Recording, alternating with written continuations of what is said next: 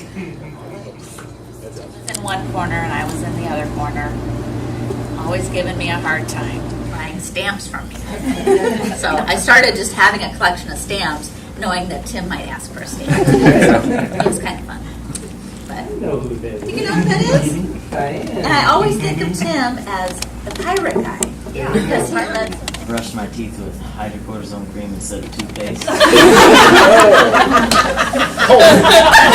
I could always count on him to be a calming presence no matter what sort of chaos was going on.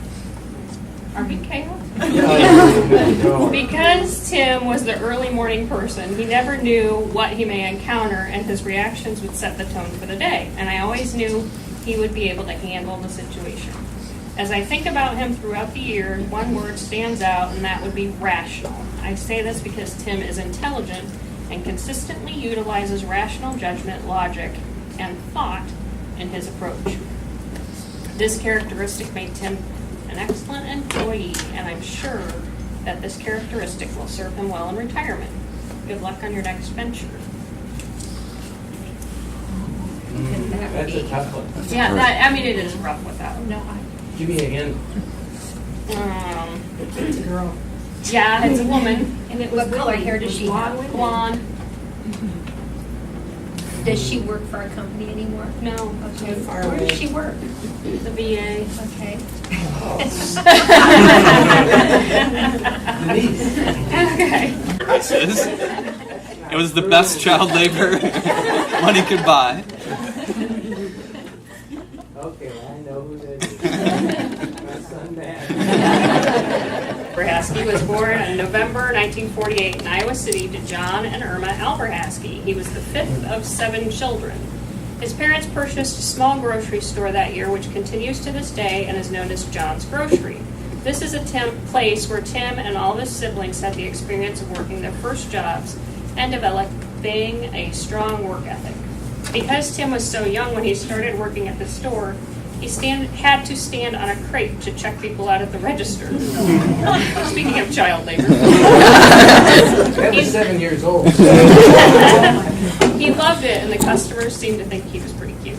He continued to work at the store after school and on weekends until he left for college. Then he would return home on summers and holidays to work. In high school, he excelled at sports, including baseball, basketball, and football at Regina High School. In the fall of '66, he started attending Upper Iowa University. Tim and Joan met in the summer of '68. They dated for a year and married in August of '69. They moved to Fayette, where Tim finished his last year and moved back to Iowa City when he was accepted into the physical therapy program at the University of Iowa. After his first year of the 2-year program, he was drafted into the Army. This was during the Vietnam War. Following boot camp in Missouri and medical training in Texas, he was stationed at Fort Leavenworth, Kansas, where he worked in the hospital's physical therapy department. He reports this was a wonderful learning experience and of great value when he returned to study at Iowa after discharge from the Army in '73. In '74, he accepted his first job as a physical therapist at a hospital in Toledo, Ohio. After 2 years, he and Joan moved to Lexington, Kentucky, where he attended the University of Kentucky and received his master's degree in '77. He then accepted a teaching position there at the physical therapy program, and this is where he became and maintains his status as an avid Wildcats fan. Kentucky is a special location because that's where Matthew and Sarah were both born in '78 and '81. One day at work, Tim received notice about an opportunity to open a private practice in Des Moines. So in June '84, Tim and the family returned to Iowa to set up Physical Therapy and Sports Center on Ingersoll. Having his own practice had been something he always wanted to do, and it was a challenging and rewarding experience. In '94, he closed his practice and started working for Iowa Methodist. Another rewarding experience, which brings us to today, retiring after 23 years with Unity Point. In 1999, the Lord blessed the Alberhaskis with Matthew's sweet wife, Emily, and again in 2003 with Sarah's husband, Jake. And the next 10 and a half years, the growing family added 9 fabulous grandchildren. Elliot, Eric, Emerson, Abraham, Trevor, Gwyneth, Scarlett, Hazel, and Liam. So, we're all wishing you best luck in the next chapter. And I think some of your coworkers want to say a little something. And everybody's going to sign them, whether it's for birthdays or sympathy, and sometimes we read them before we sign them. But this one particular time, Tim did read the sympathy card and wrote, "Have a great day." And we had to kind of stretch it out and start all over. So here's your card, and it may or may not have comments about retirement. You probably need to read it now. Yeah, just a few of them. Corner there. I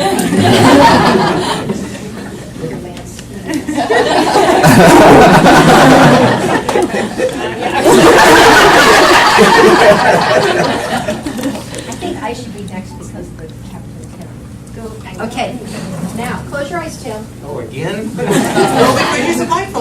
Now, Yeah, you don't want open your eyes. Here's a little trophy to Captain Tim. It says, "Thank you for your many years of service from your pen friends." That is really nice. So this is from me. So I think when I think of life without Tim here at Penn, it will be very different. You are a calm and steady influence. I have enjoyed working with you. I've gained knowledge from listening to your sage advice. So you, his family, should listen to his sage advice. I've observed and learned how you interact with people and organize your day. You've had all these years of a 6:30 a.m. start. You're like a mailman. Wind nor snow nor rain will keep you from your destination. You've touched many lives in your 42 years as a therapist, as well as 23 years with Unity Point. I want to let you know that you are a valued and very much appreciated member of our team. In your honor, we've given you this trophy to our Captain Tim. We're hoping that you would attach it permanently to your golf cart and think of us on your sunny days on the course.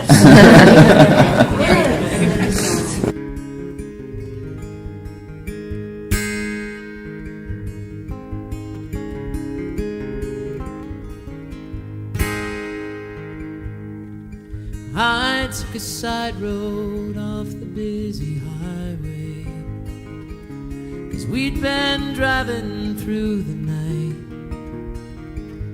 and the sun was threatening to shut my eyes, and you said you were too tired to drive.